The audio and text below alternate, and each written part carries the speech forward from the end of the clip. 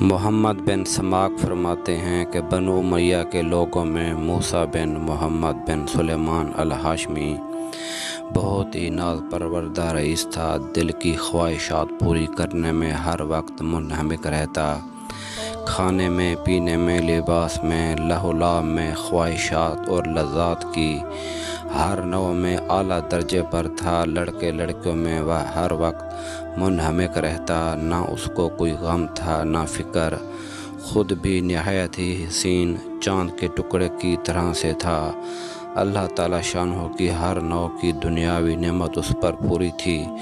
اس کی آمدنی 3,03,000 دینار اشرفیاں سالانہ تھی، جو ساری کی ساری اسی لہو لعب میں خرچ ہوتی۔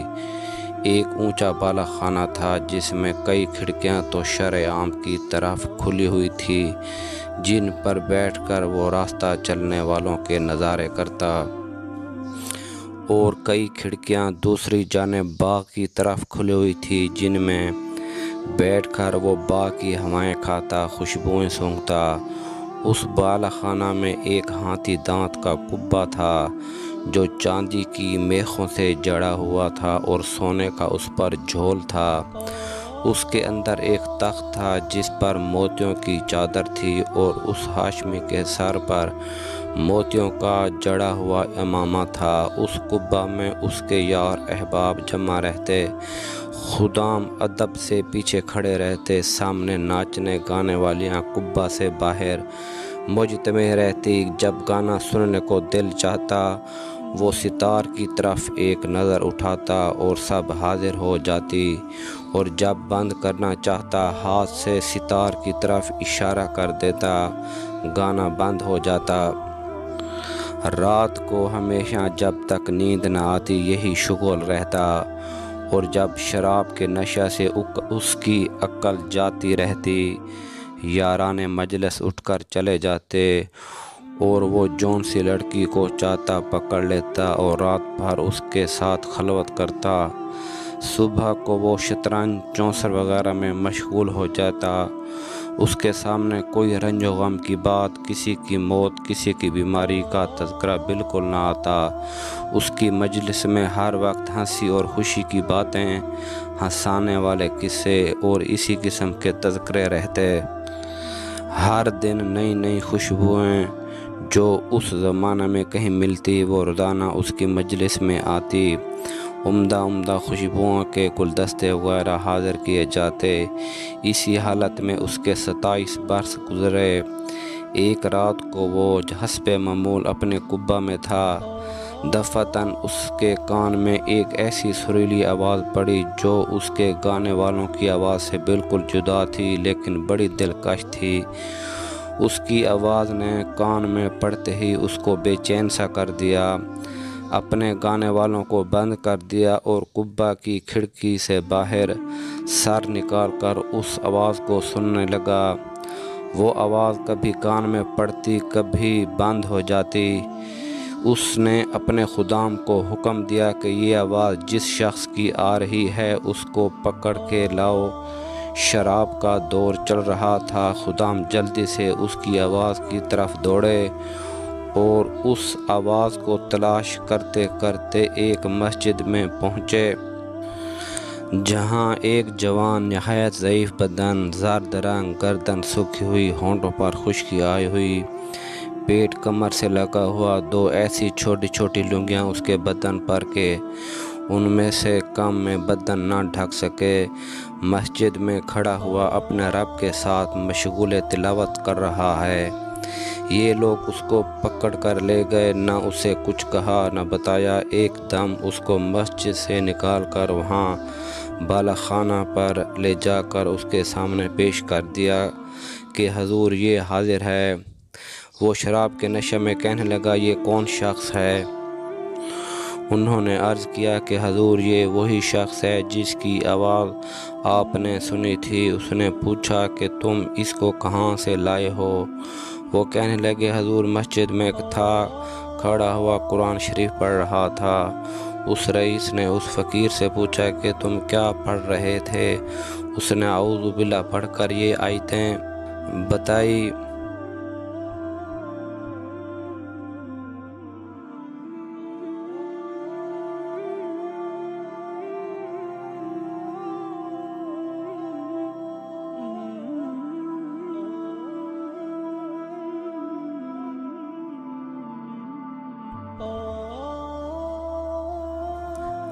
جن کا ترجمہ یہ ہے کہ بے شک نیک لوگ جنت کی بڑی نعمتوں میں ہوں گے، مسیروں پر بیٹھے ہوئے جنت کے عجائب دیکھتے ہوں گے۔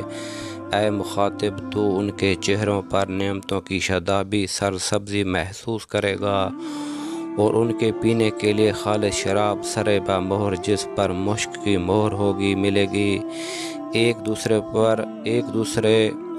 پر حرص کرنے والوں کو ایسی ہی چیزوں میں حرص کرنا چاہیے کہ یہ نعمتیں کس کو زیادہ ملتی ہیں، اور ان کا ملنا اعمال کی وجہ سے ہوتا ہے، اس لیے ان اعمال میں حرص کرنا چاہیے جن سے یہ نعمتیں حاصل ہوں۔ اور اس شراب کی آمیزش سے پانی ہوگا، شراب میں کوئی چیز ملائی جاتی ہے تو اس سے اس کا جوش زیادہ ہو جاتا ہے۔ وہ تسنیم جنت کا ایک ایسا چشمہ ہے جس سے مقرب لوگ پانی پیتے ہیں، یعنی اس چشمے کا پانی مقرب لوگوں کو تو خالص ملے گا، اور نیک لوگوں کو شراب میں اس میں تھوڑا سا ملا دیا جائے گا۔ اس کے بعد اس فقیر نے کہا، ارے دھوکہ میں پڑے ہوئے، تیرے اس محل کو، تیرے اس بالا خانہ کو، تیرے ان فرشوں کو، ان سے کیا مناسبت؟ وہ بڑی اونچی مسیریاں ہیں جن پر فرش بچھے ہوئے ہیں، ایسے فرش جو بہت بلند ہیں، ان کے استر دبیز ریشم کے ہوں گے۔ وہ لوگ سبز مشجر اور عجیب و غریب خوبصورت کپڑے پر تکیہ لگائے ہوئے ہیں۔ اللہ کا ولی ان مسیریوں پر سے ایسے دو چشموں کو دیکھ لے گا جو دو باغوں میں جاری ہوں گے۔ ان دونوں باغوں میں ہر قسم کے میوے کی دو دو قسمیں ہوں گی، ایک ہی قسم کے میوے کے دو مزے ہوں گے۔ وہ میوے نہ تو ختم ہوں گے، نہ ان کی کچھ روک ٹوک ہوگی، جیسا دنیا میں باغ والے توڑنے سے روکتے ہیں۔ وہ لوگ پسندیدہ زندگی میں بہت بلند مقام پر جنت میں ہوں گے، ایسی عالی مقام جنت میں ہوں گے جہاں کوئی لغو بات نہ سنیں گے۔ اس میں بہتے ہوئے چشمے ہوں گے، اور اس میں اونچے اونچے تخت بچھے ہوئے ہوں گے، اور آب خورے رکھے ہوں گے، اور برابر گدے لگے ہوئے ہوں گے، اور سب طرف قالین ہی قالین پھیلے ہوئے پڑے ہوں گے، جہاں چاہیں بیٹھیں، ساری ہی جگہ صدر نشین ہے۔ وہ لوگ سایوں اور چشموں میں رہتے ہوں گے، اس سے جنت کے پھل ہمیشہ رہنے والے ہوں گے، کبھی ختم نہ ہوں گے، اس کا سایہ ہمیشہ رہنے والا ہوگا۔ یہ تو انجام ہے متقی لوگوں کا، اور کافروں کا انجام دوزخ ہے۔ وہ کیسی سخت آگ ہوگی، اللہ تعالیٰ ہی محفوظ رکھے۔ بے شک مجرم لوگ جہنم کے عذاب میں ہمیشہ رہیں گے، وہ عذاب کسی وقت بھی ان سے ہلکا نہ کیا جائے گا، اور وہ لوگ اس میں مایوس پڑے رہیں گے۔ بے شک مجرم لوگ بڑی گمراہی اور حماقت کے جنون میں پڑے ہوئے ہیں۔ ان کو اپنی حماقت اس دن معلوم ہوگی جس دن منہ کے بل گھسیٹ کر جہنم میں پھینک دیے جائیں گے، اور ان سے کہا جائے گا، دوزخ کی آگ لگنے کا، اس میں جلنے کا مزہ چکھو۔ وہ لوگ آگ میں اور کھولتے ہوئے پانی میں اور کالے دھوئیں کے سائے میں ہوں گے۔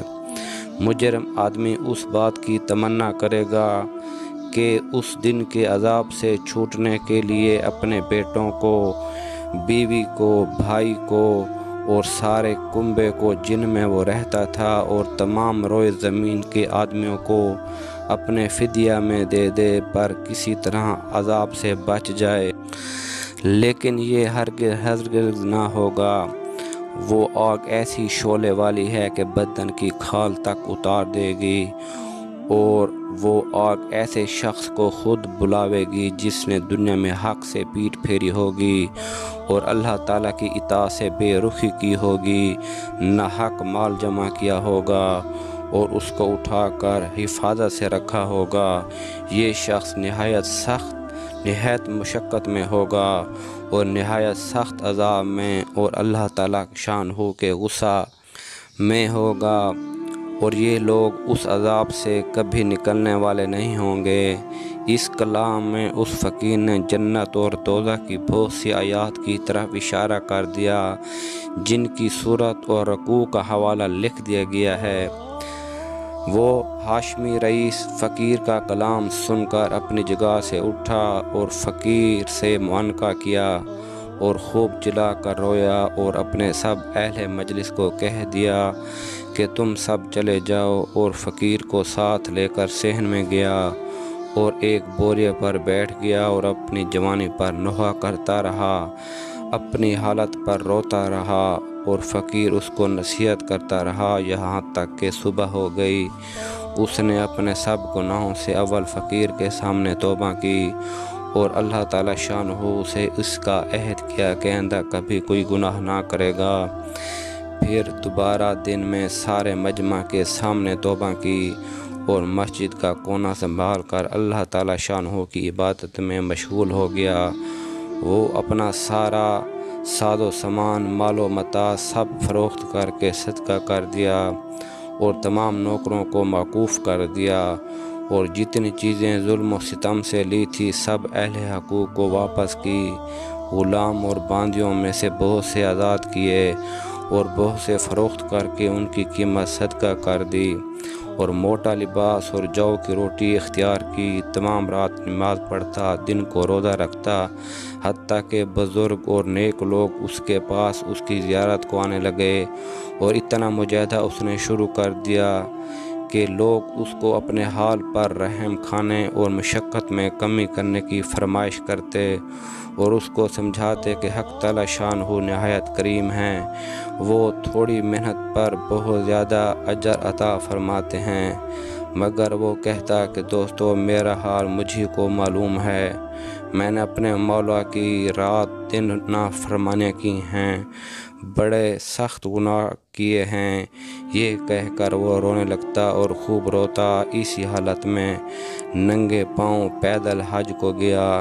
ایک موٹا کپڑا بدن پر تھا، ایک پیالہ اور ایک تھیلا صرف ساتھ تھا۔ اسی حالت میں مکہ مکرمہ پہنچا اور حج کے بعد وہیں قیام کر لیا اور وہیں انتقال ہوا۔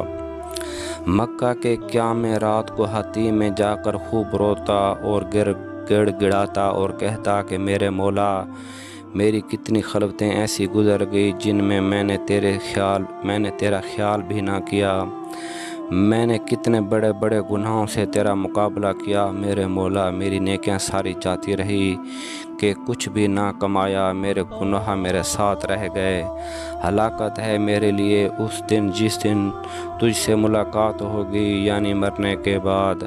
میرے لیے ہلاکت پر ہلاکت ہے، یعنی بہت زیادہ ہلاکت ہے۔ اس دن جس دن میرے اعمال نامہ کھولے جائیں گے، میری رسوائیوں سے بھرے ہوئے ہوں گے، میرے گناہوں سے پر ہوں گے، بلکہ تیری ناراضی سے مجھ پر ہلاکت اتر چکی ہے، اور تیرا عتاب مجھ پر ہلاکت ہے جو تیرے ان احسانوں پر ہوگا جو ہمیشہ تو نے مجھ پر کیے، اور تیری ان نعمتوں پر ہوگا جن کا ہمیشہ میں نے گناہوں سے مقابلہ کیا، اور تو میری ساری حرکتوں کو دیکھ رہا تھا۔ میرے آقا، تیرے سوا میرا کون سا ٹھکانہ ہے جہاں بھاگ کر چلا جاؤں؟ تیرے سوا کون شخص ایسا ہے جس سے التجا کروں؟ تیرے سوا کون ہے جس پر کسی قسم کا بھروسہ کروں؟ میرے آقا، میں اس قابل ہرگز نہیں ہوں کہ تجھ سے جنت کا سوال کروں، البتہ محض تیرے کرم سے، تیری عطا سے، تیرے فضل سے اس کی تمنا کرتا ہوں کہ تو مجھ پر رحم فرما دے۔ اے میرے مولا، گناہ معاف فرما دے۔